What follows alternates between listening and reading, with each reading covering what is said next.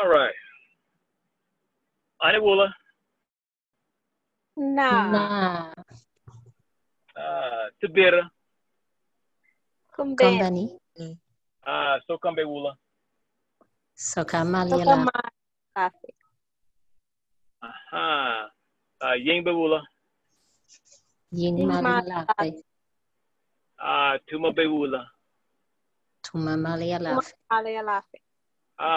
Mbo. So. Okay. All right. So, this is what came to me today.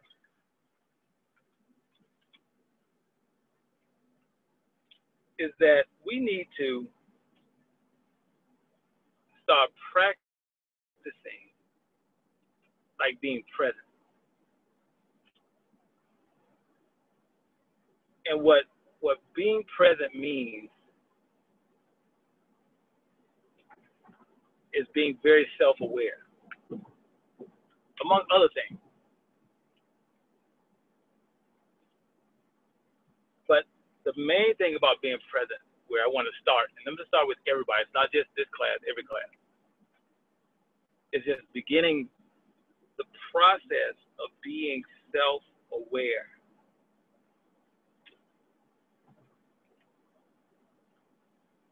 Because being self-aware will actually have you to be more proficient, more effective, more impactful in doing your rituals, being connected with your ancestors, being connected with your medicine, and all of the above. And so one of the perfect places to start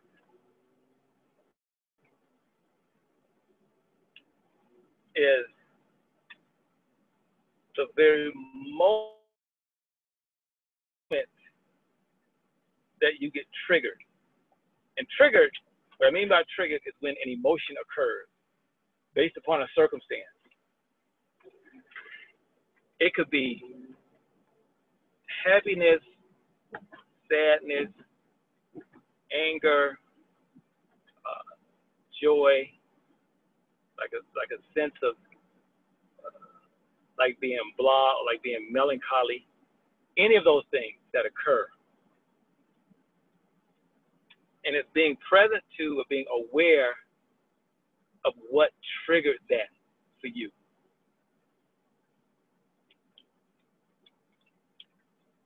And those of you who travel to work or to get in your car and just drive, period, sometimes that's the best place to get started. Because we probably get triggered the most in traffic when we're driving through our day, or during our day while we're driving.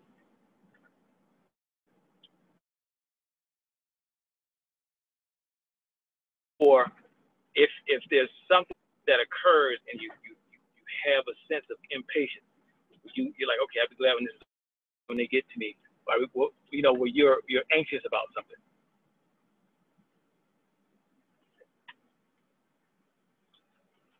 Because the thing I've noticed the most, and this is from our one-on-one conversations when somebody schedules time with me, to my divinations, to like being in class and listening to everyone, is a sense of or lack of self-awareness.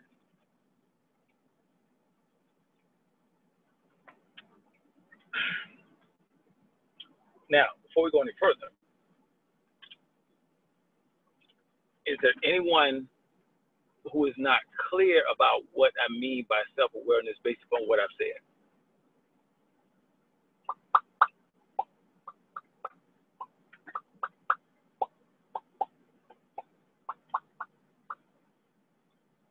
Okay, excellent.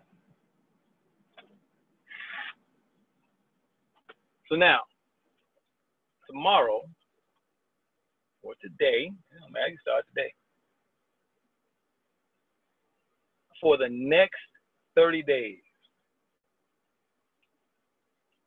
Or, yeah, let's do it for 30 days. We're going to practice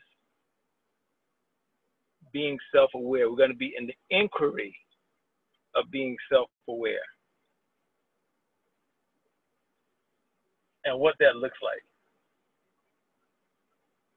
And it's going to look how it looks. I can't pinpoint it and say, ooh, being self-aware looks like this for you and everybody. It's not.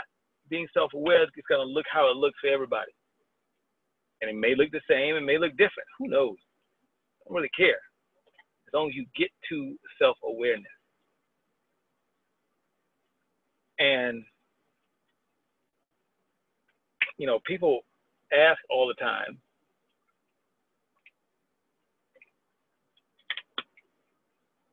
whether or not I get upset. Yeah, I do. Of course. Do I get irritated? Yeah, I do. Do I get sad? Absolutely. Disappointed? All those things happen. But the fundamental difference is that my expression of it is a choice. Because I'm very aware of the emotion, very aware of the trigger, and how it's expressed or whether or not I express it. I choose to express it or not, and it's not like a choice. And if I don't express it, I'm pinning it down, or I'm holding it down. I'm like, okay, let me count to 10. 1, 2, 10, and I'm pushing it down and covering it up. That will do more damage than the expression of it, because you never release it. You're just kind of bottling it up. But choosing the emotion is where the power is. Choosing how you react, that's where the power is. And first, you acknowledge the emotion. Yeah, I'm upset. And then you choose not to be upset. It's a choice, just like you chose to be upset. Because no one makes you have an emotion. No one makes you do anything at all. Whether we know it or not, we choose to do all of it. All of it is a choice. Like some people are like, oh, you made me mad. Nah, you chose to be mad, really. It's just the person did something, and whatever they did, based upon a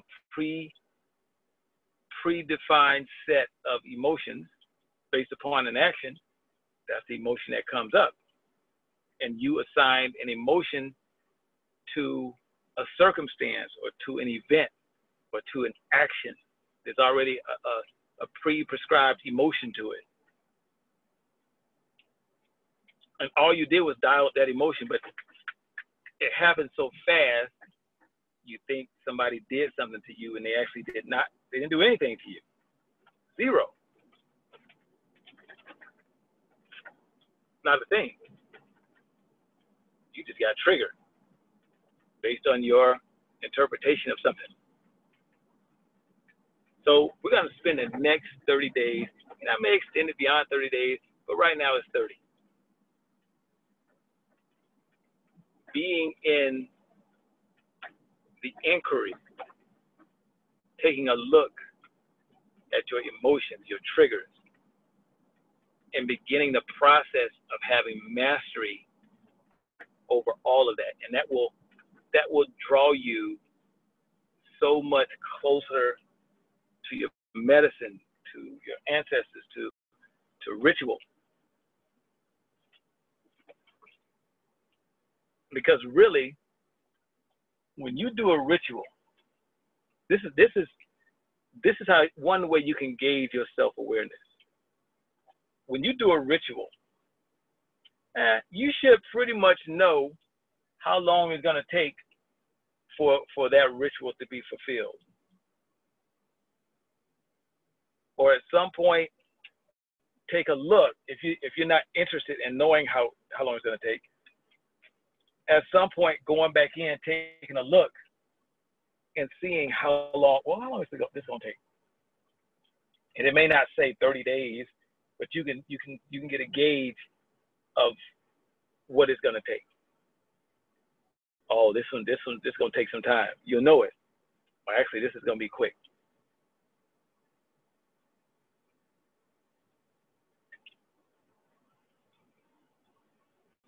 And even when I give people yaras or when I divine or I do a ritual, a lot of times when I think to look, I know how long it's going to take.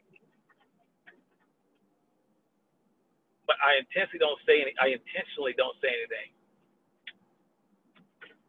Or I'll say, nah, I'm not going to tell you because you're going to sit there and look for it. You're going to step over it. If I tell you, you're going to be like, ooh, in 30 days or 10 days or next week, you're going to be anticipating it, and it won't happen because you'll be looking for it to happen. And when you look for something to happen, you're not free because you're trapped in how it should look or how you think it should look. It's a trap. And so most of the time, I intentionally don't tell people because to keep you out of the trap. Because it is a huge trap. Because we haven't learned how to know that something is going to happen at a certain time or around a certain time and just let it be and just move on with your life. And then you're setting yourself up for a whole nother set of emotions around disappointment because it didn't happen, frustration because it didn't happen.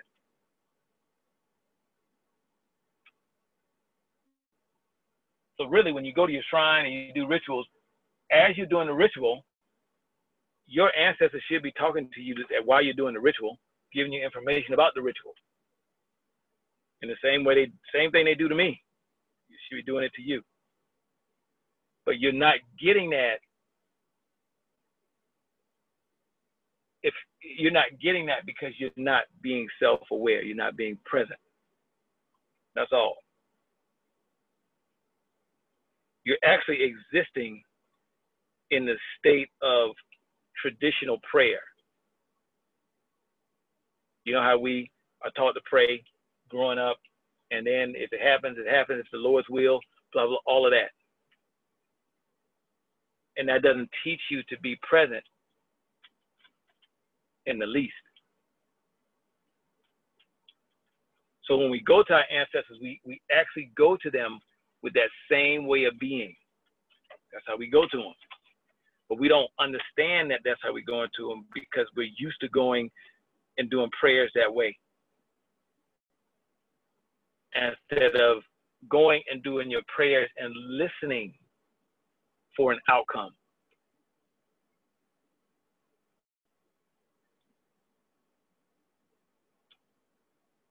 And being very present. And a lot of people will call me and after they do a yara and be like, was the yara successful? But when you're doing that yara, listen. Be present.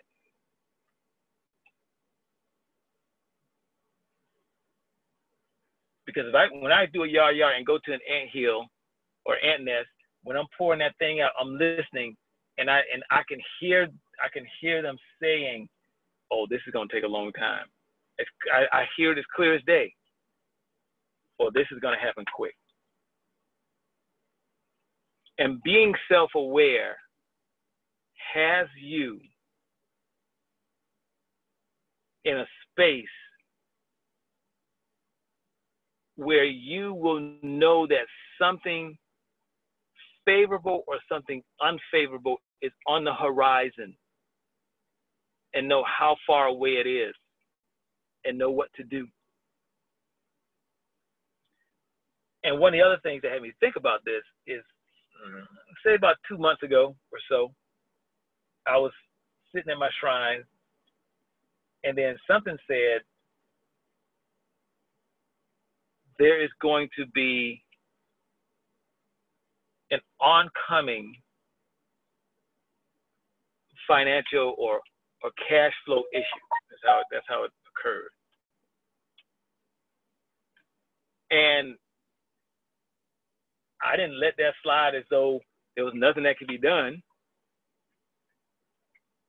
I immediately went and did a ritual around that. Didn't wait to see what was going to happen. And they said, oh, it's going to happen within about a month and a half or so. So I started doing rituals around it. And I kept doing ritual maintenance. And they showed me what was going to happen.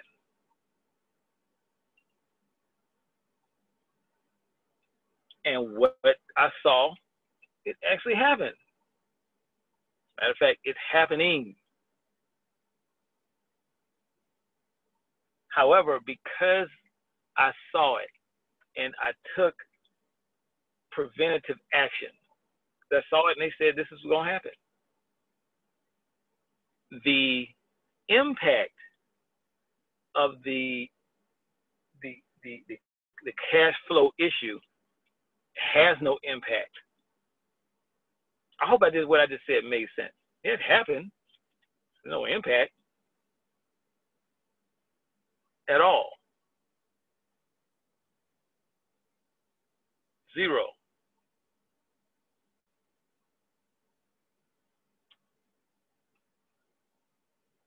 But that's because I'm present. I'm self-aware.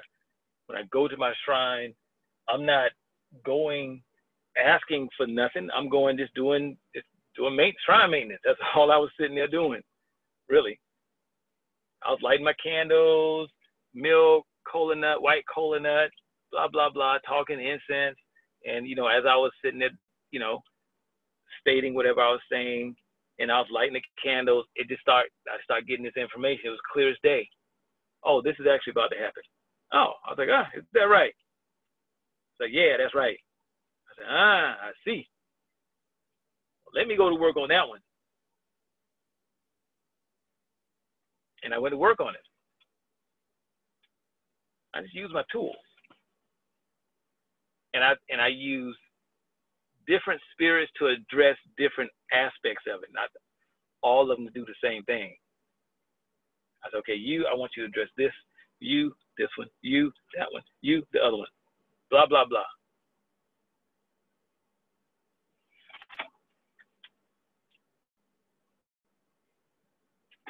And that is how you become empowered. That's real power. And that's how you not be at the mercy of life. You actually have life at the mercy of you. It's a totally different way to exist, a totally different way to live your life. But that doesn't happen overnight. It happens by being self-aware. Even some of the people who will say that they're the most self-aware, yeah, they may be self-aware. I'm not going to refute that. But do they take actions around what they're self-aware, what they're aware of? Do they even know that there's an action that they can take around whatever they get by being self-aware?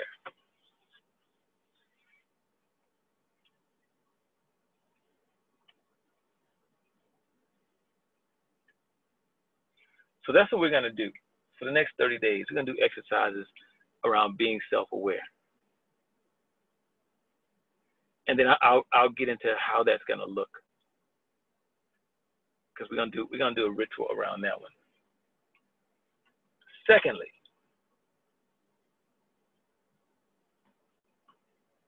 one of the things that causes the greatest amount of disappointment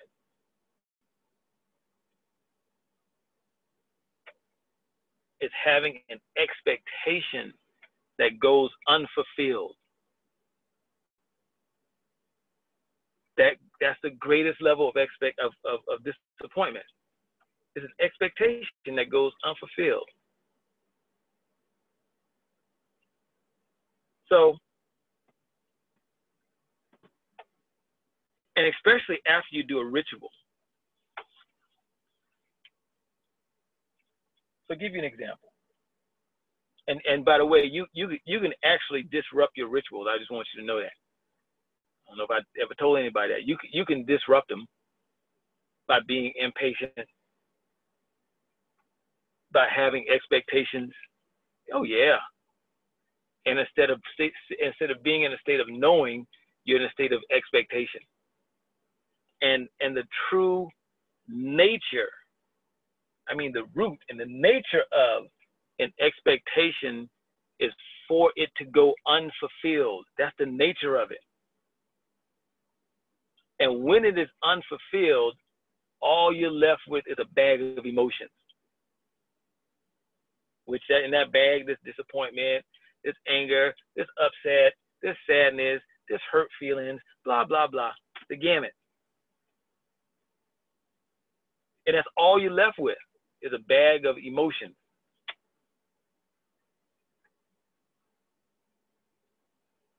And in doing rituals, not knowing that your ritual is going to be fulfilled. Just like, just for example,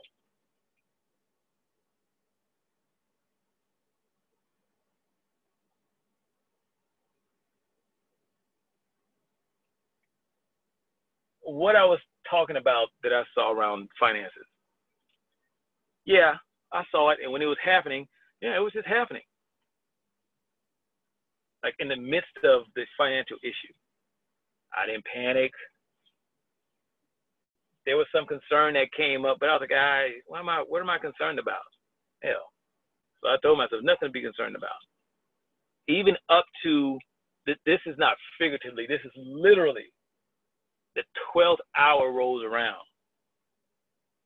And I'm still like, oh, well, something's not going to happen until it doesn't happen. Or until it's too late for it to happen.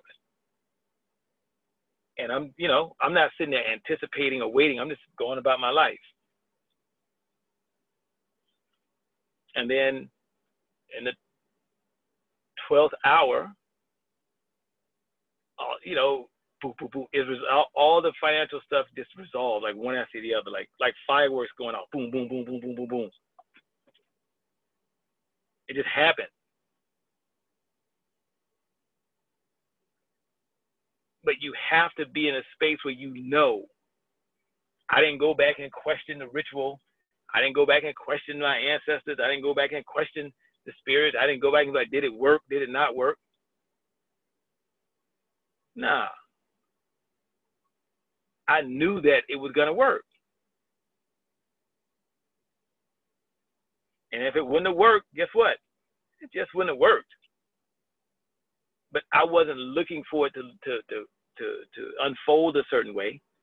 And even if it looked like the 12th hour had passed, I promise you it would have worked out.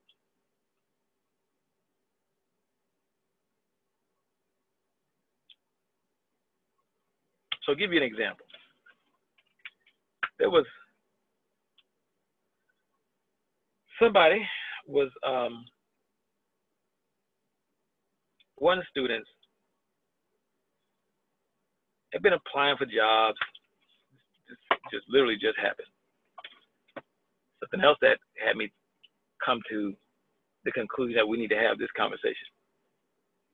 They were looking for jobs and had applied and had an interview. The interview went great.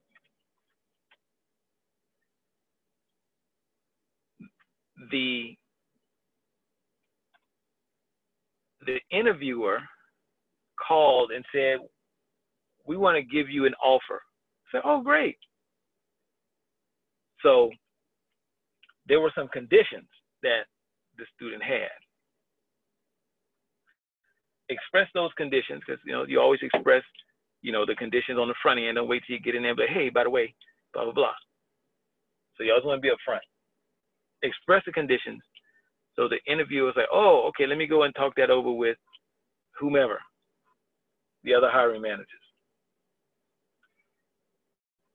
And said, oh, I'll call you. I'm just making this date up because I don't know the date. I'll call you on Friday and just say this was like a Monday or Tuesday.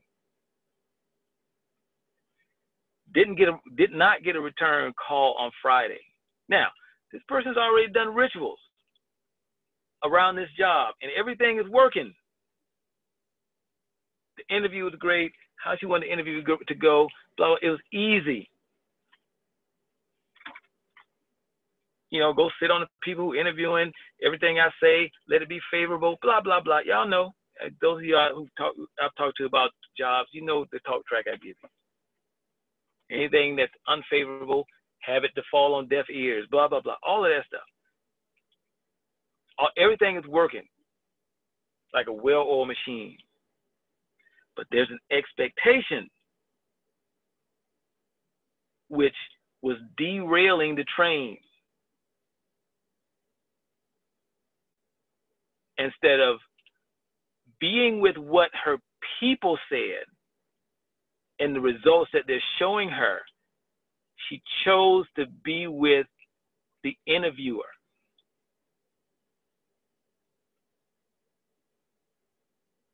Choice. And that created a whole world of expectation and forgot all about what Spirit told her. This is gonna get the job. Now, this student calls me. It's like, man, I did these rituals and everything worked up to this point, but can you take a look for me? Because this would have called me on Friday. They didn't call. I called them on Monday, and they haven't returned my phone calls. I called them on Tuesday, panicking.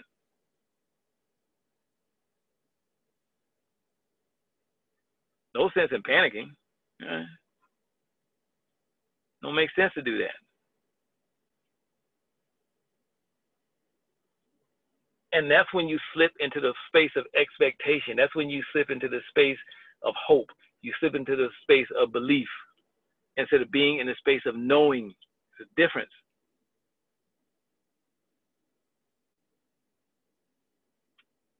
Totally different state. Not being self-aware.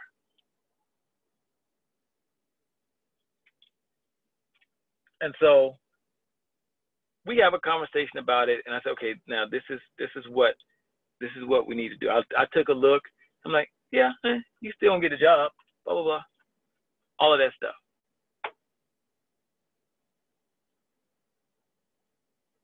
Even though I said that, still didn't get a phone call. All of a sudden, the woman calls on whatever day it was, one day this week, and says, okay, this is what we've come up with. And gave her their counter, so to speak, to her terms. Very easy. Never said you won't get the job, but this is what we can offer you.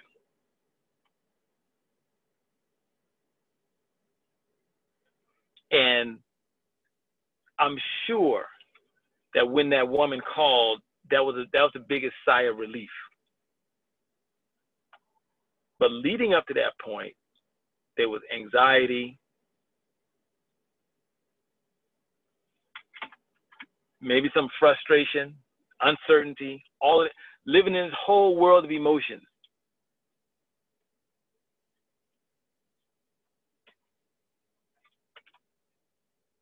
Instead of being self-aware and being with what her people said, this is what's going to happen. So this is going to happen. It's a totally different way to live your life. And when you're not self-aware, the people who I see who are not self-aware are the most powerless people I've ever seen. Period. You have no power because you're at the mercy of something, and that's life.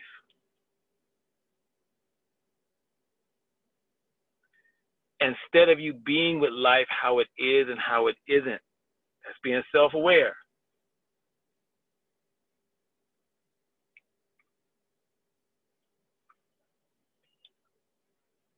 And that's something that we really need to go to work on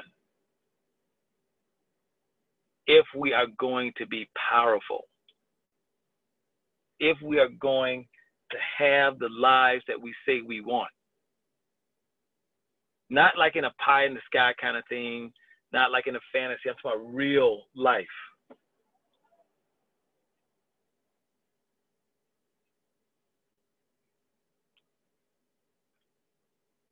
And regardless of how things are occurring to you, you know, oh, this is going to happen.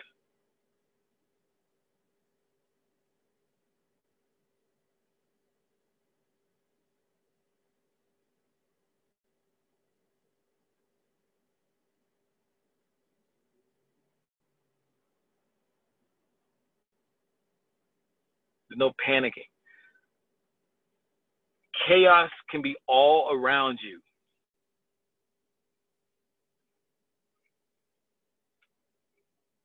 Everybody should be panicking but you.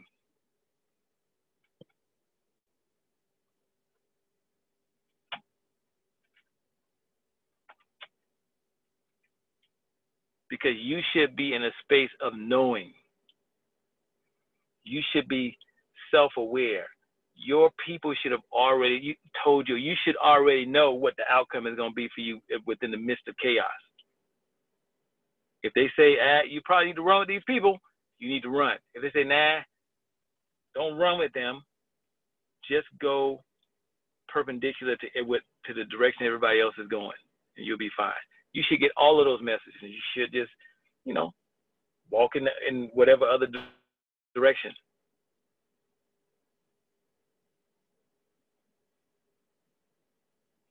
And you walk to safety, and everybody else run off the cliff, wherever they're going, who knows?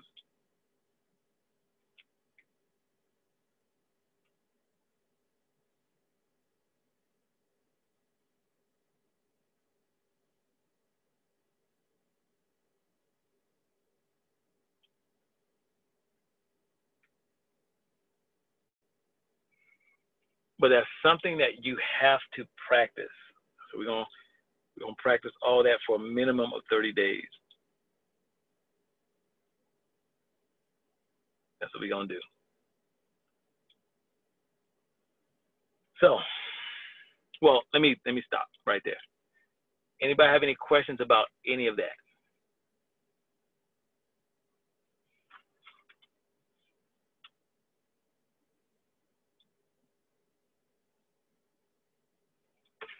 Yes, Deborah, what you got?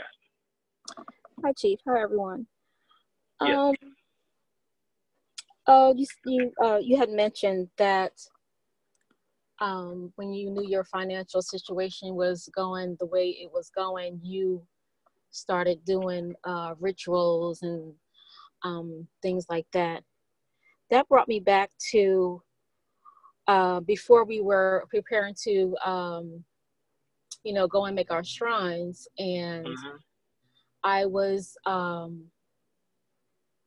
got a message from my ancestors that chaos, my question was, how do I prepare for the chaos to come around my birthday or something like that? It went. And, I will be having chaos around my birthday. So my question is like, how do I prepare for the chaos? Is there, I don't even know what the chaos is going to be. You know what I mean?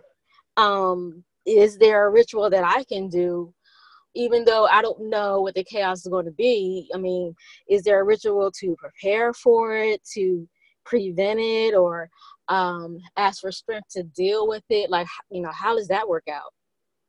Yes, there is. There certainly is. And I'll give you a ritual for that. But then the more self-aware you become, your ancestors will begin to tell you, this is the base ritual for this. They'll tell you. So in the event that you're dealing with chaos or anything, you go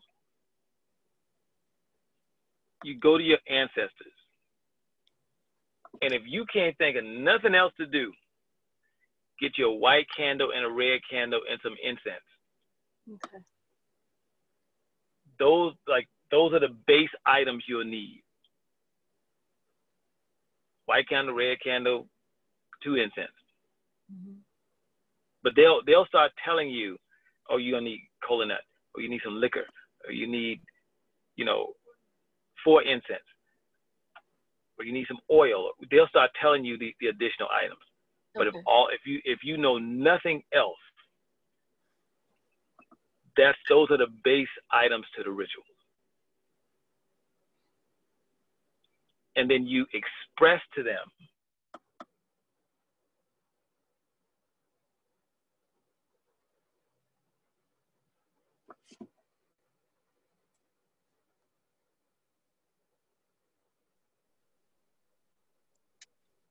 hello?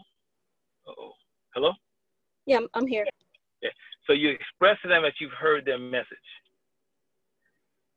And you say what message you heard. Don't be like, oh, I heard your message. You say what message you heard. And you tell them that you know that chaos is ensuing. It's coming. And they told you it's coming for your birthday. Mm-hmm. Now, what you need for them to do is to go before you. And the ancestors who are equipped, who are masters at handling chaos, at removing chaos, minimizing chaos, all of the above, you want them to go out and break the chaos up, to eradicate the chaos.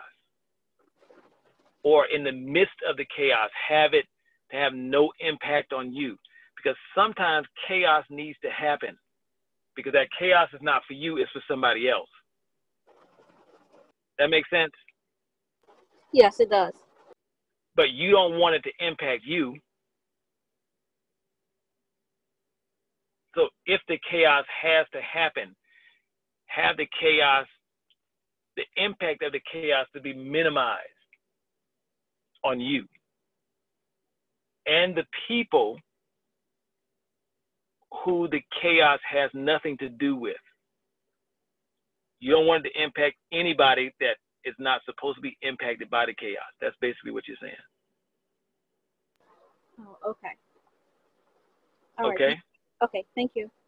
And then the white candle, you're going to talk about within that situation, you want peace, you want peace of mind, you want happiness, you want joy, you want all of these things.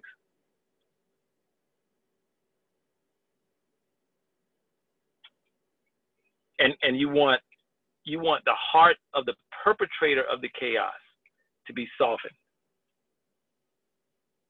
You want the heart of the person that the chaos is directed towards. You want their hearts to be softened. You don't want them to react.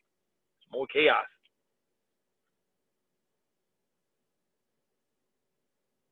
So you begin to speak the things that will bring about the environment that works. Does that make sense? Yes, it does. It makes perfect sense. Okay. Yeah. All right, So thank you so much. You're welcome. That's how you do that. Okay.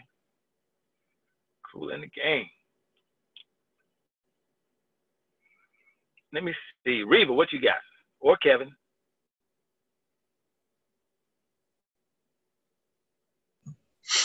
Hey, Chief, it's me. Hey, what you got? Okay, so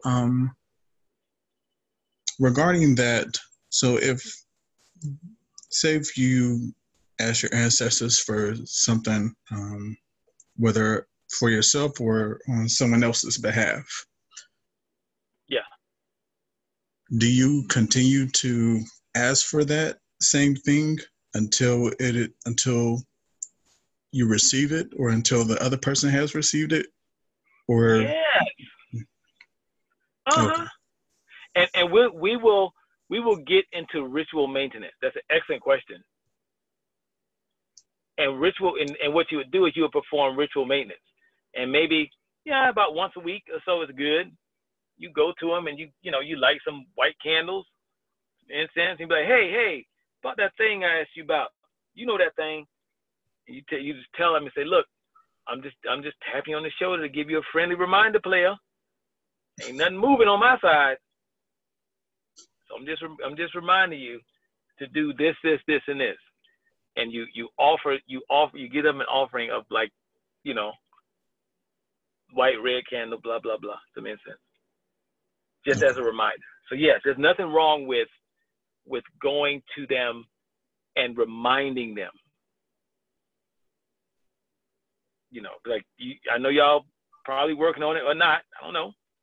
But this is just a friendly reminder. Do this.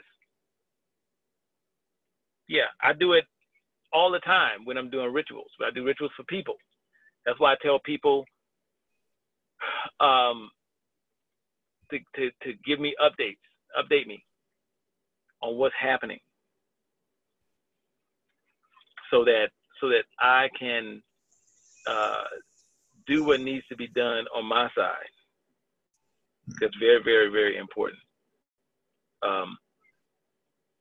You know, I had someone who I did a ritual for,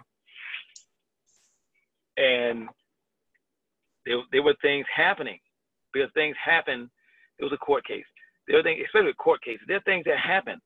Like, they may bring on a new attorney, or somebody, a new judge, or something may come up, some evidence may come up that wasn't there before. And the person that did the ritual for you, you need to update them so they can add that, and they can strengthen that particular ritual. And if you don't do it, there's a problem. Things that happen, like the person who I did the ritual for, I told them to update me, and they never updated me. They were just going to their shrine. Oh, and they were like, oh, I told my ancestors about this, this, this. I said, no. I said, that particular case is really beyond the pay grade of your ancestors. That's why I did the ritual. And so when things are beyond the pay grade of your ancestors, leave them out of it and just update the elder who did the ritual for you, because they've got it under control. But if you don't update them, like I wasn't updated, all kind of stuff was happening. I had no clue that stuff was happening. None. And, you know, it's the responsibility of the person who requested the ritual to update the elder, not the other way around. Because I promise you, the elder's doing so much other rituals and all that other stuff, not on the top of your mind to be like, oh, what's going on with this? You have to come and say something. Say this has changed. You know, give an update every week. If you call and say, well, everything's the same, you know, or you can call and say nothing has changed. It seems stagnant. And then I'll take a look. Like, okay, let me see what's going on. You know, and see if I need to do something more. So yeah, there's nothing wrong with going to them and giving them a reminder. I do it all the time. All of my elders do the same thing. So that's normal to do that. And I know, like, we're trained, especially for, you know, those who come from a Christian experience. You're trained, just ask once. Don't keep asking. But that's not how it works in tradition. You can ask as much as you want. Remind them as much as you need to. So yeah, good question. Excellent. Excellent. Roxanne, what you got?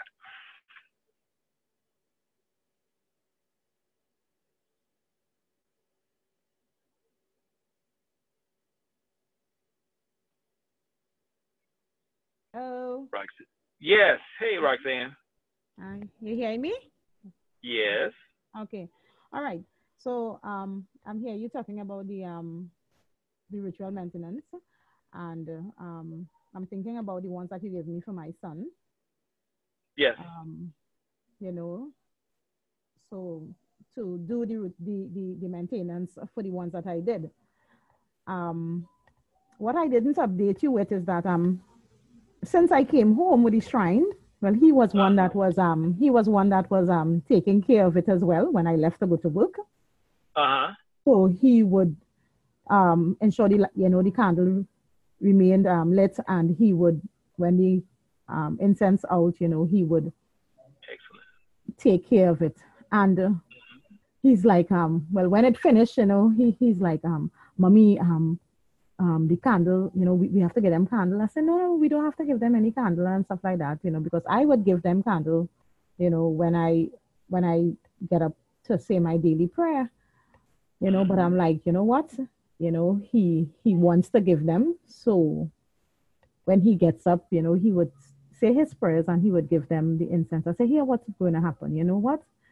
When you go to your people, you give them a white candle and you give them the incense and you say your prayer, whatever you have to do. I say, whatever I do is okay. You go ahead and do your thing.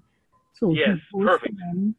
So he goes to them. Well, since they came home, he has been going to them every morning, saying his prayers, giving them the white candle and the incense. So you talk about things, we having the expectation that things will happen, right away, but sometimes, yes, things take time. And yes. When I saw him wanting to be involved with his people, I was like, I can't tell him, well, no, don't light a candle. I said, you go ahead. I have enough, if it's finished, well, we'll just buy more. But, it will be for him to develop that personal, intimate relationship with his ancestors, with his people. So, so he's like, tell me if I'm doing this right. Yeah, tell me if I'm doing this right. I'm calling them here, I'm like, yes, you're doing your thing. Yeah, I'm nowhere here. And I say, hello. When I'm not here, you know what to do. Just do what you're accustomed doing. And that is it. Okay? So he has been, doing that. So, it's not a rush to change. Change don't come overnight. Some things take, some more time. But as I said, continue to press on, and I will continue to do that the ritual maintenance, and let the ancestors do what they have to do. Yes, that's excellent, because I'm glad that you told him to light his own candles, because that strengthens his relationship with them, and it's like he's telling them, these are the things that I'm concerned with, or whatever those concerns, whatever those issues are.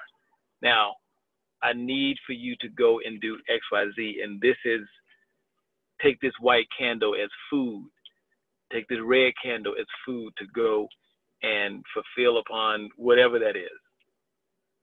And that's perfect. It's perfect. Yeah. Excellent. All right. No, go ahead. Go ahead, Chief. No, and you're correct. Sometimes you're going to notice that things happen quickly. And sometimes we're going to notice, man, this is taking a while. But one of the things that I want everyone to keep in mind is the relativity of time. One year of our time here in this realm is equivalent to 1 month in the spiritual realm. So what we may consider as a long time, for them, and it's just been a few hours, or it's just been a few days for them. But we may see it as like, whoo, this has been the last 2 years, and for them it's only been 2 months. And so for them, they're moving quickly. And things for us that happen in a day, for them, they just reach over, okay, this really quick. It took them a second to do it. It's done. And we'll say, man, I got up the next morning, went to work, and this is the outcome. But for them, it was really quick. It took them an hour, sometimes seconds to do it. So we have to keep that in mind. And I think about that. you know, when I do rituals, I'm like, okay, I know there's a time difference. You know, there certainly is. And then there are things that you can do to actually speed up the time, to make things move faster. There are things you can do, but we'll go over more of those things like in P3. I think P3. Oh. P3. You all right?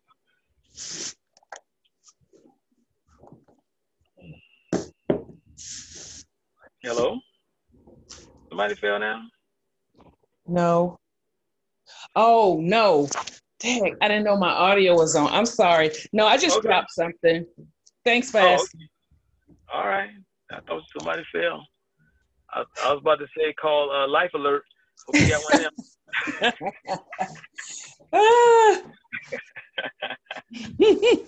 That's embarrassing. I didn't even know my audio was on. Well, anywho, hello, everybody. Okay. So this is what we're gonna do. All right, Chief. Before you move on. Yeah. Before you move on. Okay. I heard you mention the white and the red. Is it that you give them white and red only for ritual, or do you give them white and red on a daily basis? So, excellent question. And this is great because you all are asking these questions. That means that you're using your shrine. Because this is something I go over, like when we go over the ritual maintenance stuff. So this is what you do. When you're doing ritual maintenance, when you're doing a ritual, let's just back up. When you're doing a ritual, your base candles,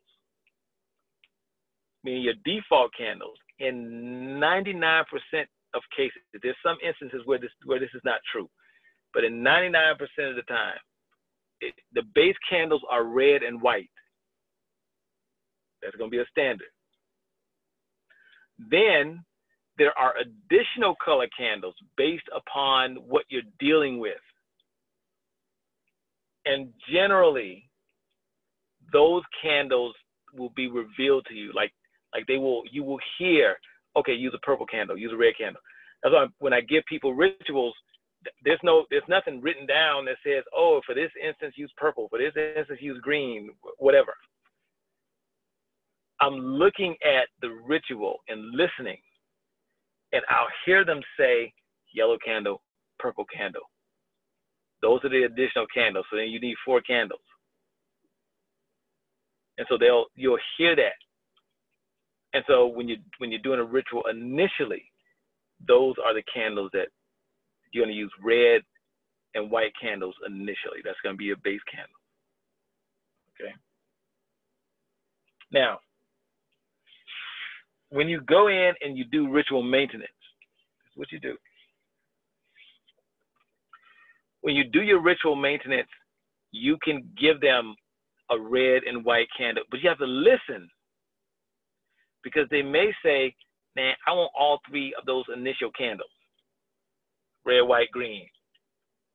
So you have to be very present and listen to what they're saying. And you'll give them those red, white, and green, but generally you can just give them a white and a red candle, and that's fine. And then you talk about the issue that you brought to them the prior week. And just say you're just giving them a reminder and giving them these candles to further strengthen them. Give them these incense to further strengthen them to do the work, because all that stuff is food. Now, once you have gotten your results, you want to give them white candles. Typically, you'll give them 2 white candles and some incense, and tell them thank you. And some liquor. That's fine to give them liquor too. And tell them thank you for, don't just go and say thank you. Say thank you for resolving whatever the issue is.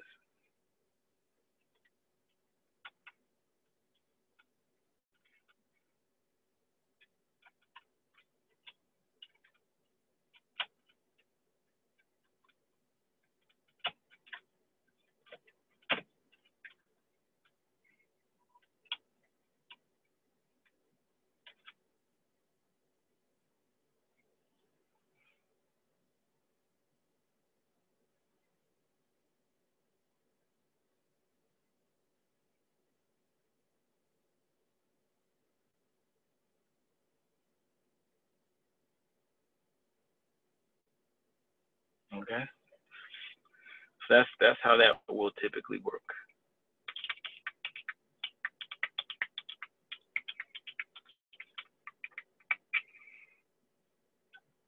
And then it gets, so in P3, we're going to go deeper. We're going to do rituals, but I'm going to talk about doing rituals using chickens. We're going to go into chickens and doing rituals that way. And that actually speeds, that actually, like, that's a huge boost to the ritual. All right, Chief, let me just interrupt you. You had a break in communication a while ago, so we weren't hearing, well, at least I wasn't hearing anything. I can't say for anybody else, but you. What's the last, go ahead. I wasn't hearing anything, and then you started again. So I don't know if it's the same for everybody or if it was just my own. So somebody else could try that. What's the last thing you heard me say?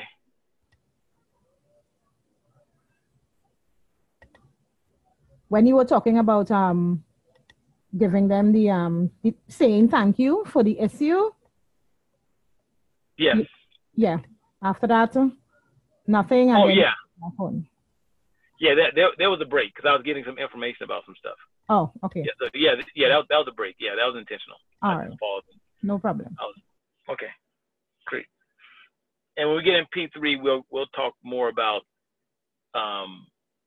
using chickens, what color chickens to use for this issue, for that issue, blah blah blah. We're gonna get more into that. For those of you who have the ability to actually use chickens, meaning that you have the space to do it. And so we'll talk about, we'll go into that, and that will have things move a lot faster. But you don't, and you only use chickens for serious issues, or when there's something that has to move and it needs to move like now. That's when you use them. It's no different than when I go and I do rituals for myself. The only time I use a chicken on my shrines is if I have something that requires urgency, that's serious. Other than that, 90% of the time, I just gotta give them, depending on the spirits, just gotta give them, maybe some milk and cola nut and liquor and candles and incense. That's it. Oh, or cigarettes. Forgot about cigarettes. So yeah. Yep. So that's that. That is that. All right. Let me see if anybody else got something before I move on. Shala, what you got? Peace. How you doing? Great. How about yourself? Hey, I'm doing good. I have a question about doing the invocation, the calling ancestors. Okay. When I'm tapping on the shrine and I'll call my ancestors, do I continue to tap the whole time I'm talking, or how does that work? Yeah, you can tap the whole time you're talking. You can. Okay. And so when I'm lighting the candle, do I put my intentions on the candle before I do the invocation? Or... No. Okay. Let me break that part down. You can tap while you're talking. Tap. Because the tapping, all you're doing is you're getting their attention. So you can call your ancestors forth and say, whatever, whomever they are, you call them, blah, blah, blah, blah, blah. And once you call them, then you can grab your candles. You can stop tapping at that point. You can grab or you can keep tapping, it's up to you, but you can stop. Then you grab your candle. You grab the white one, for example, and then you pray over the white candle and say, I'm giving this white candle as food for blah, blah, blah, blah, blah, whatever. Then you light the white candle. Then you move on to the red candle. I'm giving this red candle for food. For blah, blah, blah, blah, blah. Then you light the red candle with the flame from the white one. And then you do the same thing with the subsequent candle. Okay. Okay, that was something I was wondering, because I was wondering how I'm gonna light the candle and you tap it and all, you know. Right. Yeah. Once you've gotten their attention and you call them, then you can stop tapping, and then you can go and say your prayer, because they're present at that point. They're standing there or sitting there, whatever they're doing. And one more question: do I have to call them all every time, or or do I have to call like a certain one if that's the one that I need to talk to at the time?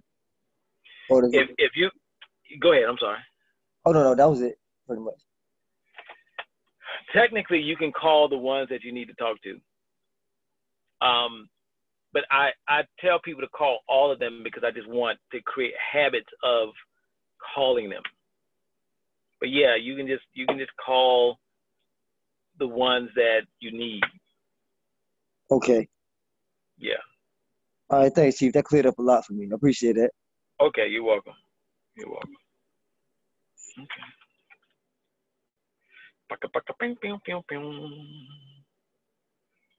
Michelle, what you got? Okay, so in regards to the tapping, do you have to tap, or is it necessary to tap? What if when you go before your shrine and you already feel your ancestors there? That don't mean all of them are there. Okay. Doesn't. I mean, and you can, it's like, I go to my shrines. Usually my spirits are always in the room. Mm-hmm. I can sit there and start talking. Do they know I'm talking to them? Mm-hmm. Who am I talking to? I have to call that particular spirit, and I'm clear that spirit is there. I know when all of them are in the room. And then I will say, Tihi Tame Mini Paga Bang Dang Tauni. When I call the name, I can feel that I've gotten their attention.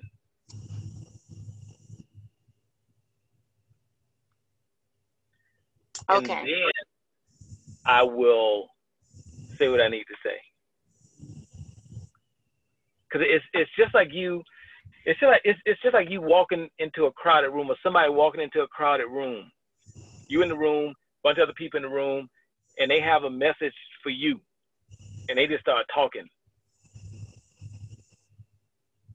You're not gonna really know if they're talking to you. They just talking. Okay. But when they say Michelle, you're gonna turn and look like, hey, what you need? So yeah, you can feel them there. But when you call them, that you get their attention. It's like saying, hey, y'all need to come here. Or like if you've ever been in a space, you have to get like, spirits, they have consciousness like we do. You ever go into a space and you're talking, and then you got 5 other conversations going on, people just kind of talking to each other? Yeah. But you're talking. Yeah. And then you have to say, hey, you have to get everybody's attention to let them know that you're talking. And you're addressing them. They're included in this conversation. Okay. No, it's no difference. Yeah, no difference in that. Okay, so just to clarify, it's just making sure I'm getting all the ancestors that I called, and of course the people that or names that I did not call, to get their attention to hear what I'm saying. Yes, absolutely. Okay, got it. Thank you. Okay, you're welcome. You're welcome.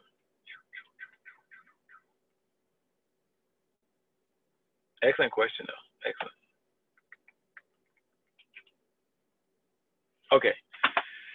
So now, here's what we're going to do. What we're going to do is you're going to go. You're going to go to your people, or your shrine, and you're going to light a white, red, and yellow candle.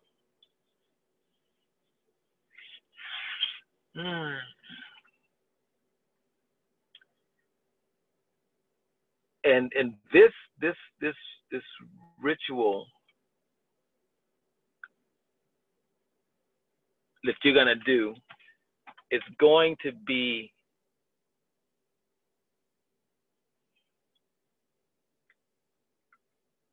a ritual for helping you or assisting you with not having expectations. Leave them expectations where they are. And assisting you with being self-aware and being present to your emotions, and to begin to have dominion over your emotions.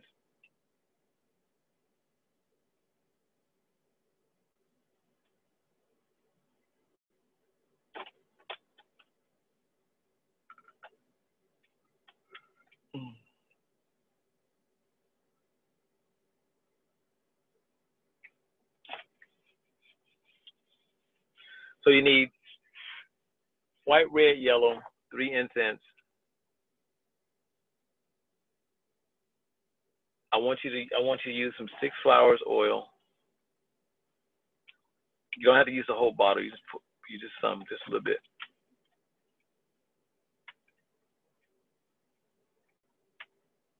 What'd I say?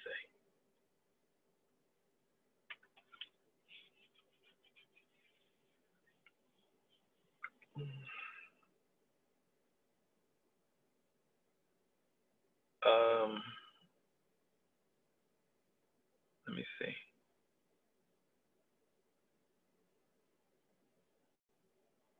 Okay, that's it. Now, when you call your ancestors, you tell them that this is something that's serious. This is not what you're requesting from them is not something that they need to deliberate on or debate on or kind of drag their feet about. This is about you becoming more proficient in ritual, become more proficient in being self-aware.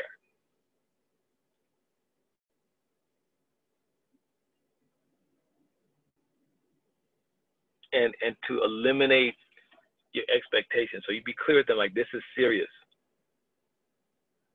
when you call them. And then you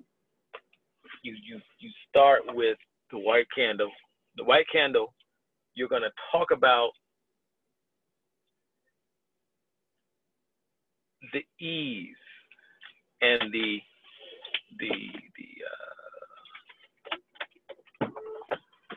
being in wonderment, perfect way to put it, around becoming self-aware, being engaged in becoming self-aware. That's what that white candle is for.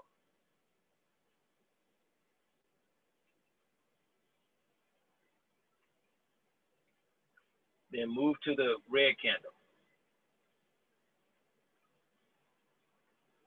Now at this point, I shouldn't have to tell you to light, like the order in which to light the candles or how to light the candles, when you light the red one, you use the flame from the white one. And subsequent candles, like when you get to the yellow, you use the flame from the red. So that's going to be a given moving forward as you do ritual. Okay. Now, when you go to the red candle, you're going to tell them that you're giving them this red candle as an offering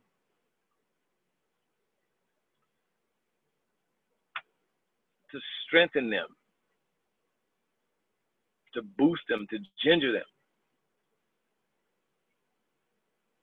to fulfill upon your request.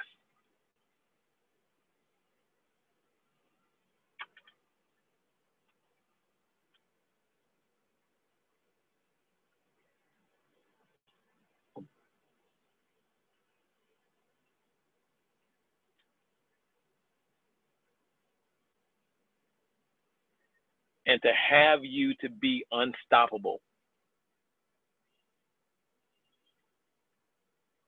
Meaning you can't even stop yourself from being self-aware. There's no self-sabotage. You know, we'll do that.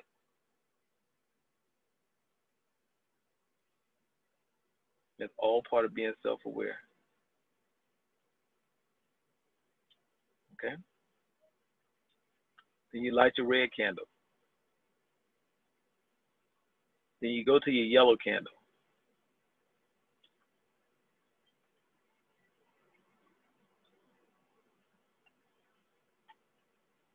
And a yellow candle is for what you want them to do in regards to in regards to helping you to become self-aware.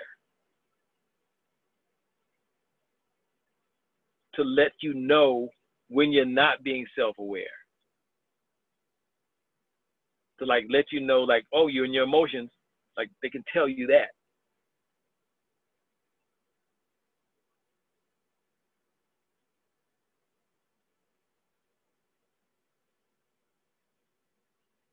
Oh, you just made some stuff up about what's going on. That's not what's happening. You just made all that up.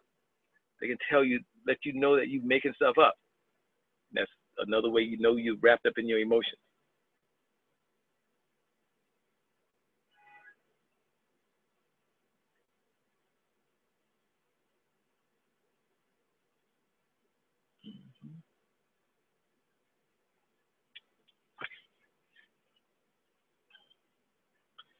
And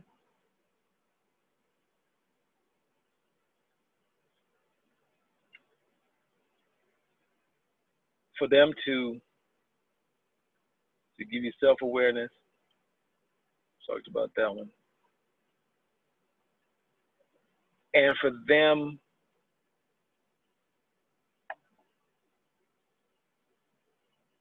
to help you to not have expectations.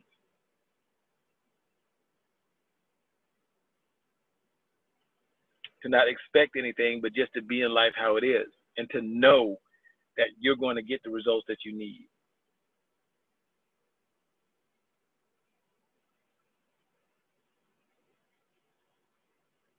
To help you be in a space of knowing and to have no expectations. And the moment you're not in a space of knowing, the moment you are filled with expectations, to let you know or to show you that you have a bunch of expectations, and when this don't work out, this is what's going to happen. You're going to be all in your feelings.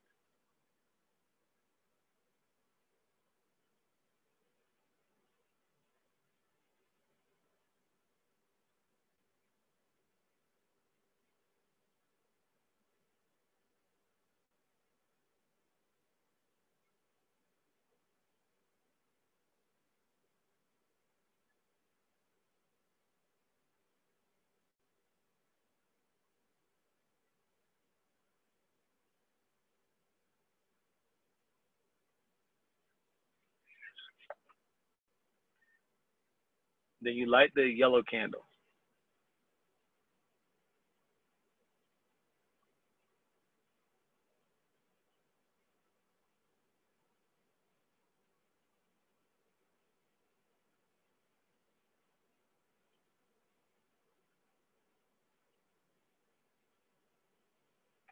Okay. Then you wanna light your incense.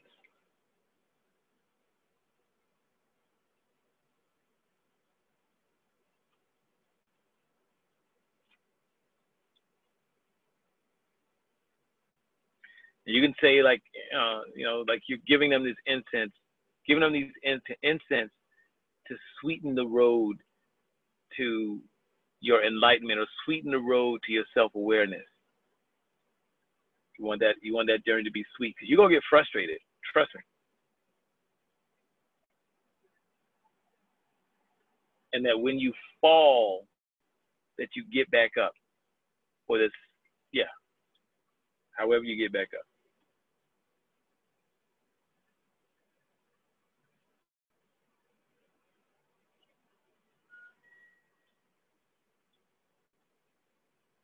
And that you don't go back to whatever default way of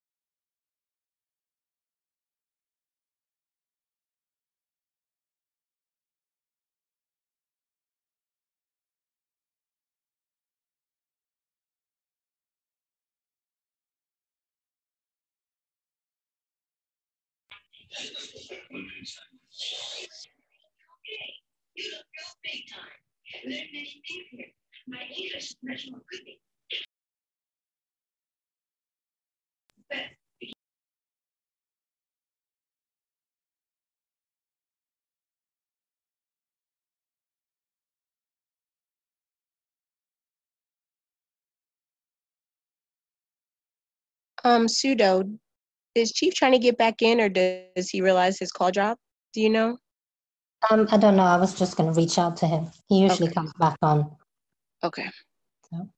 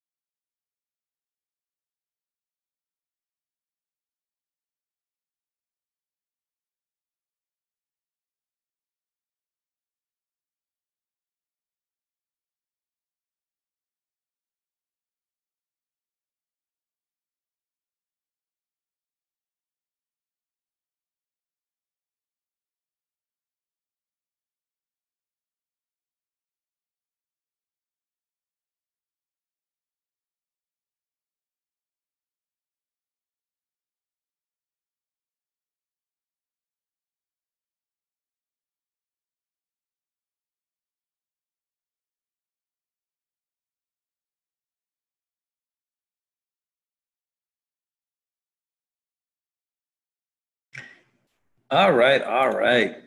Sorry about that. Technical difficulty. So what's the last thing I heard me say?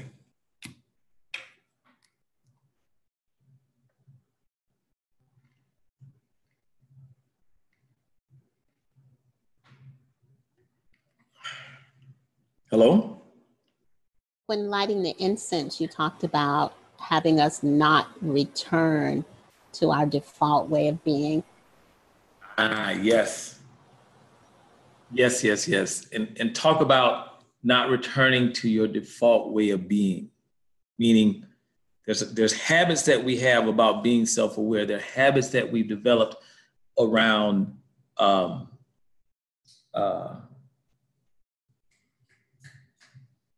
won't say not being present, but around self-awareness and around expectations. That's what I'm looking for. The habits we have around that. And we fall into those habits quickly. We do, because they're habits. Just like cigarette smoke or whatever people do. It's habits.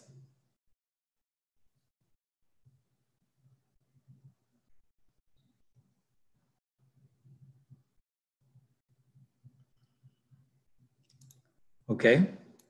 So you want to talk about that, and then you light your incense. Boom, boom, boom.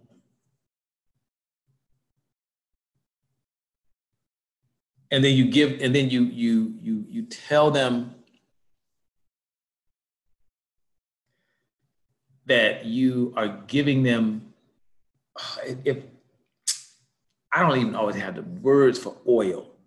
You're giving them this oil, it's like extra sweetness, extra goodness.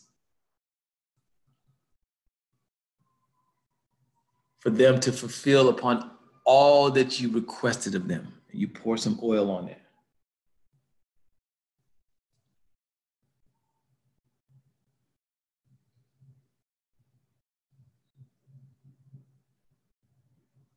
Okay. And then you can usher yourself out the building at that point.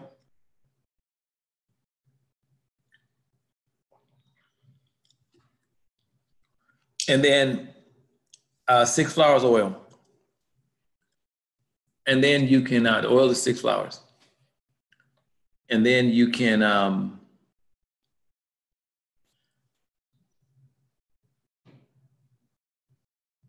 periodically, maybe once a week or so, give them a white and yellow candle. That's what I saw initially for this one, as a reminder, and some incense.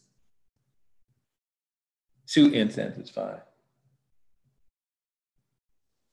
And if you want, you can pour them a little bit of oil on top, a little extra sweetness.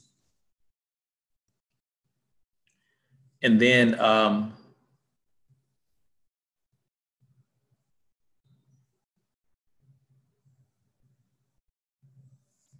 yeah, and that's it.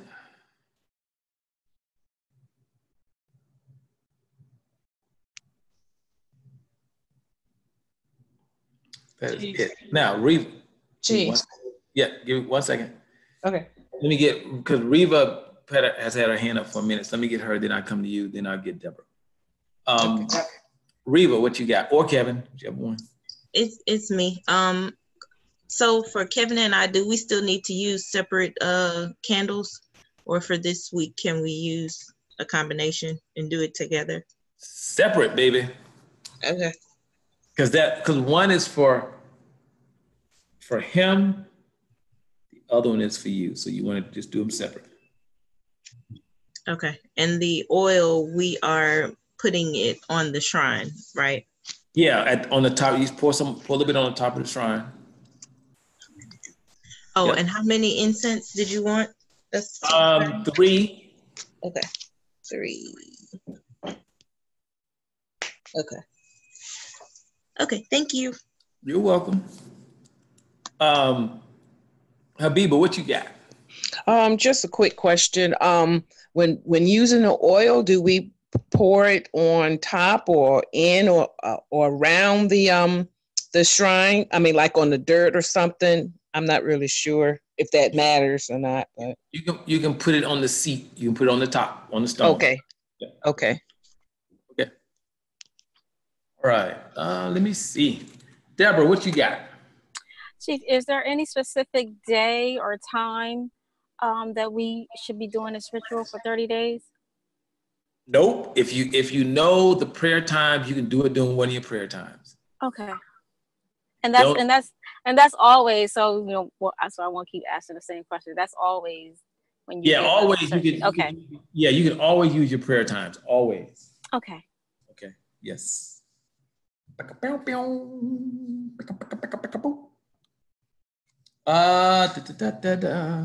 Chief, I have one more question.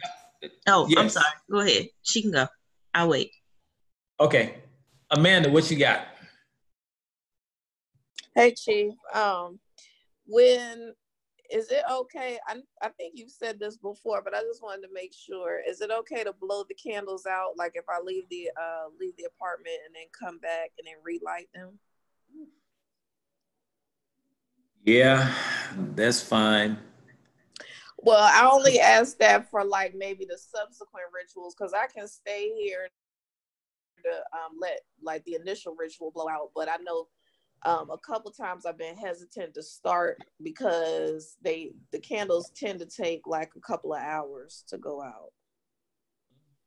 Okay.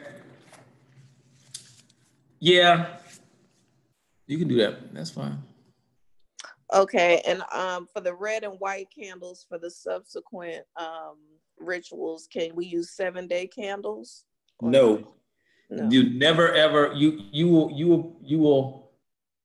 Nah, you're not going to use 7-day candles anymore. It's just for that when you create your shrine. That's the only time we're going to use them. Outside of that, we're not going to use 7-day candles. Okay. Okay. Thank you. All right. And the only reason we use 7-day candles during the initial, like when you create your shrine, is because those candles need to stay lit. And unless you can use 6-inch candles, if you're going to go out there every day and light those candles until that shrine is dry. I mean, you can, but 7-day candles usually does it. The shrine is usually dry by the time you're done with that, by the time the 7-day candles go out. So yeah, good question. Riva, what you got? So I just want to clarify, or get some clarification. The ritual that we're doing for self-awareness is the red, white, and yellow candle, and we're doing those 3 candles for 30 days. Oh, nah. Okay, I just wanted to be sure. You're gonna do that ritual once. But what? Okay. Let me clarify. You're gonna spend 30 days focusing on being self-aware. Okay. Being present to your feelings. And you're telling your ancestors to have you to be present. So they're gonna assist you over the 30-day period. Okay. Yeah. And then like once a week, you just do like ritual maintenance. So y'all be learning how to do ritual maintenance before we even get to ritual maintenance. And the ritual maintenance, you just need a white candle and a yellow candle for that one. Okay. Okay. One more question. Yes. So on the side of our shrine, I think we've been trying to like stick the incense in to keep them like from falling over, and it looks like it's starting to crack a little bit.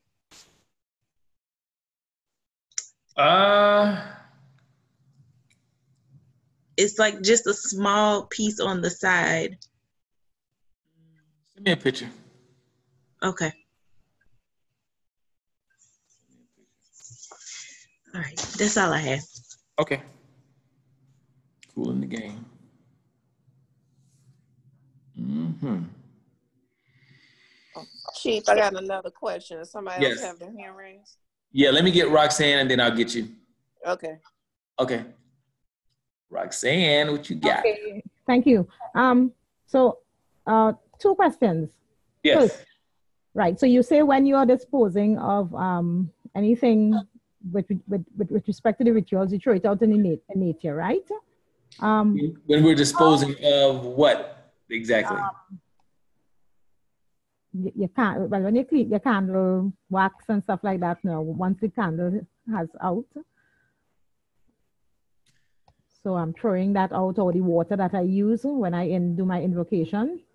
So once your candle has burned out, yes, you can actually, because that's already burned, so it's already fire. So you can actually throw that you can throw that out. You don't have to return that to nature. Oh, you can throw it out. Okay. Yeah, that one you can throw out. Mm-hmm.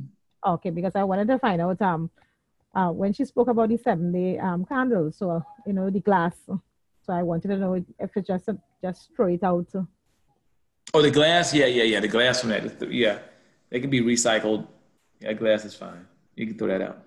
All right, and the water from when we do the invocation, that goes out in nature, and because it said don't throw down the thing, that goes out in nature. Yes, right? That goes out in nature. Yes. Mm-hmm. Right, and one last thing, just for clarification. Yes. Let me know if I'm right or wrong. So, for the daily prayer, you're using the red and white candle with the 2 incense, and for your ritual maintenance, you would use, well, your white and whatever color the ancestors may give you. Correct me? When you say daily pray, like when you just going to them every day to set your context for the day, or like yes. If you're going to them to set your context for the day. Mm-hmm.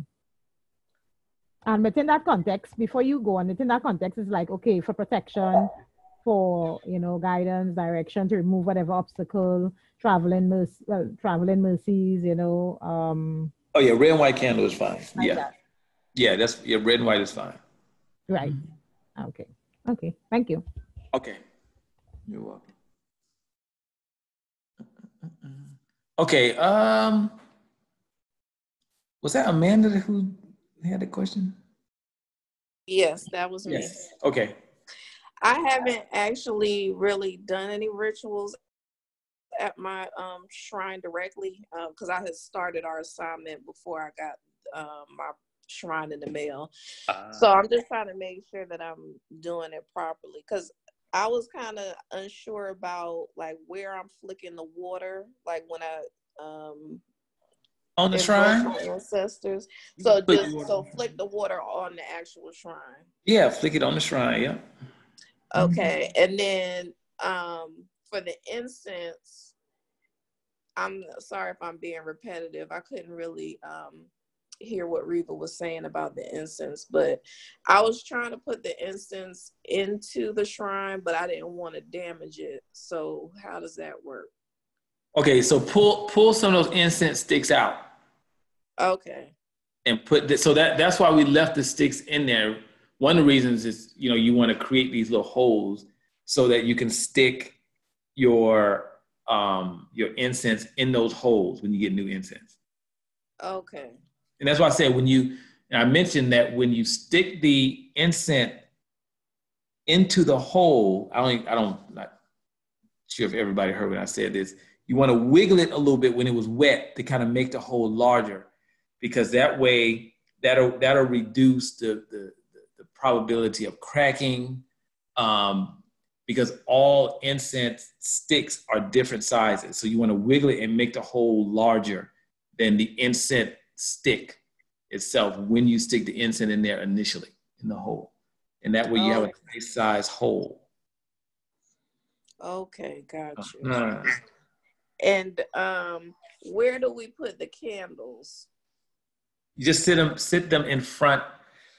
Depending on where you have your shrine, you can sit. It's great if you could encircle your shrine with the incense. If you can't, you want to sit them in front of not with the incense, but with the candles. If not, you make sure that you sit them in front of the shrine. Sitting directly in front of the shrine is fine. Okay, because what I've been doing, because you had mentioned you were using like a piece of wood for your candles at one point. So Yeah. I bought a long piece of wood, and I won't put the candles on top of where the other wax is. I'm just kind of going down the piece of wood. Yeah, and then the wax that's there, you can peel that wax off. Okay. Mm-hmm. Okay. Yeah, Thank peel you. it off. Okay. You're welcome. Okay. And one of the other things I do is I get a candle holder, and I flip it upside down to where the base is larger. I flip mine upside down, and I'll stick my candles in that. And I still put them on the wood also, so I use both, depending on what I'm doing. But I'll flip it upside down, so when the candle wax drips, it's more than enough room for the candle wax to drip into what would be the base, because the base is like a big cup. And then when I sit it, what I'll do is I'll put wax in there first. I'll let wax drip in there, and then I'll sit the candle in there. And then when the wax dries, it's fine. And then when what I'll do is I will take, once the candle burns out, there's always wax at the bottom. So then when I go and do something else where I need to light candles, I'll take the candle wax and drip it on top of the wax that's already there. And then I sit the candle on top of that. It's very sturdy. And I'll sit on top of that. And then once it gets so high, I'll take it out, pop that wax out, and then I'll just start over. That's what I do. And that works perfectly fine. Perfectly fine. So yeah, that's that. Corinthia, what you got? Peace, Chief. I know someone just mentioned about the cracks in the shrine. I actually have a crack in mine, and then like a space where like a little piece fell out of it, so I can see like a piece of a yam in there. What should I do? Is it like changing anything? No, it doesn't bother the shrine. You can actually take the piece that fell out and wet it and stick it right back in that hole, and it'll act like glue. It'll actually seal itself back where the yam was. Yeah. Okay. So can I do that with the crack as well? Just like kind of just seal it up a bit with some water. Well, I don't know, because it depends. So for example, with the crack, if the crack is deep, I mean, sealing it up, it's not. You'll have to like seal it from where it starts all the way to the surface. Does that make sense? It does. I'm not really sure how deep it is. It's like a little piece wanting to come out of there as well. I don't know how that even happened, but I'm not sure how deep it is. Mm-hmm. Yeah, just like the cracks, I wouldn't be overly concerned about the cracks, because that happens. It's just like it's like the shrine is settling. It's like a house settles. Okay. But it's just settling. And once it settles, you're fine. That crack will probably it'll actually stop cracking. Okay. And because we know that, and some of the Koreans can speak on this, who have had their shrines for a while. Their shrines probably do have cracks in them, but then at some point the cracks are just there and it doesn't crack anymore. Okay. I think it's done. Yeah, definitely cracking. It's just a bit unsightly, but I don't mind. As long as it's not affecting the frequency of the shrine at all. No. It's as long as the items are there, the recipe is there, everything is fine. Yeah. Fine. Okay. And disposing of like food. So if we were to give them some food, like what we did with the chicken pieces, and we had the meal with our ancestors, we're to dispose of that in the shrine. In nature. And like, does it matter how long we leave it in the shrine? I mean, if you're gonna give them like cook some livers or whatever, heart, leave it there for about 3 days and you throw it outside. That's fine. Okay, cool beans. All right, that's it. Okay. Thank you. All right.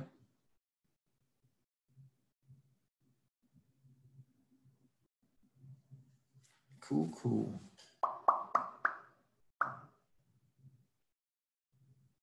Okay. Let me see.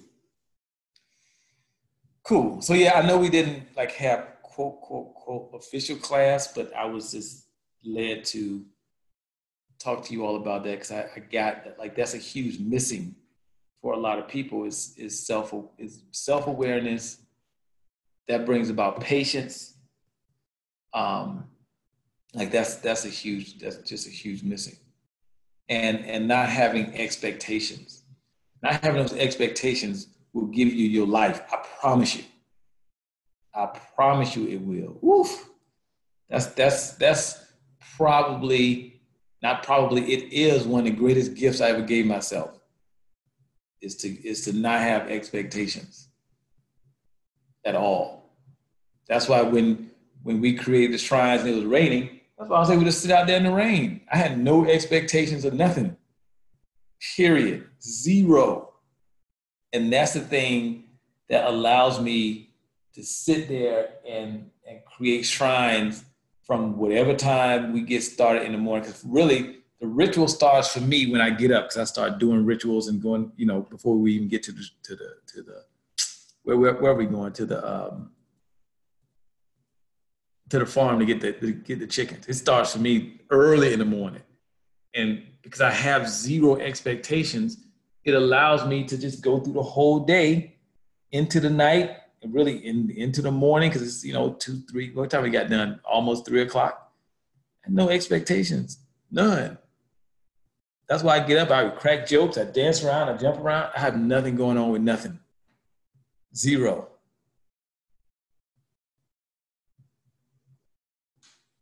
Nothing at all, because I have no expectations. That's why I don't get cranky. I don't get nothing. And that's why I like when we were doing the shrine, somebody, who was, asked me a question. I just sat there and answered the questions, and we had a good conversation for about maybe 30 minutes or so. Because I had nothing going on with nothing. Zero. I wasn't like, ooh, this is interrupting the flow. Just all part of the process. Because I knew, this is the difference in knowing. I knew that we were going to finish some shrines. And I knew that everything was happening in the way that it needed to happen.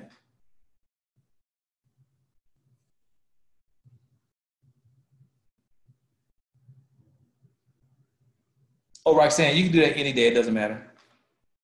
Any day is fine. Yeah, I knew that, what's happening was happening. Yeah, it's fine with it. That's living your life with no expectations. Now think about how often you live your life like that. When was the last time you went through a day and had no expectations?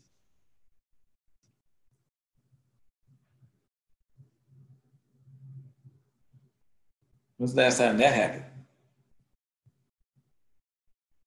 I won't even ask for about a week or a month or a year, or just your whole life. No expectations, none.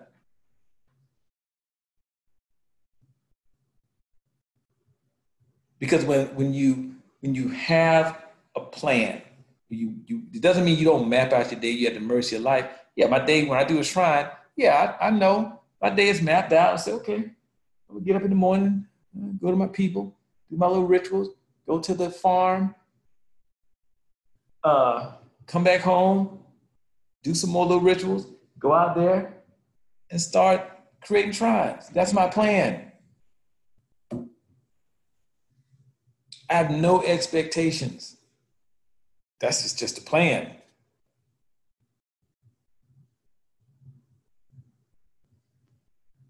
And the fact that we got to the shrine and it just wouldn't stop raining. Well, it just didn't stop raining. Oh, well, I just got wet. That was my attitude. It just got wet. This is water. That's all it is. A life ain't in danger. And just kind of go with the flow. If I have a plan, I know at the end of the day, everybody's shrine is going to be created. And if it don't get created, we got Sunday. Simple to me. Life is easy. It is our expectations. Those are the things that make life complex.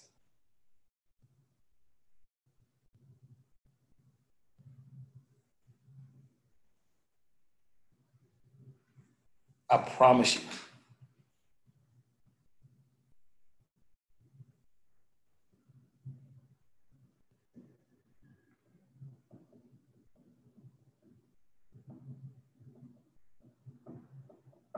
I promise you. Anyway, that's that.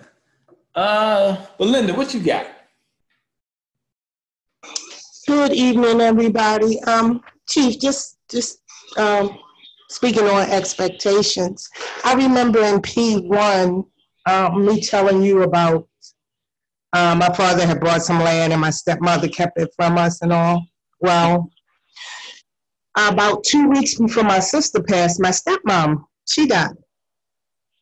And my sister told me that our stepsister came to her and said, well, why don't you ask my daughter for it? Because Mama put everything in my daughter's name before she went into the nursing home. She said, I'm quite sure she'll give it to you if you ask her. My sister said to me, she said, Belinda, she said, why don't you ask? I said, excuse my French, I'll be damned.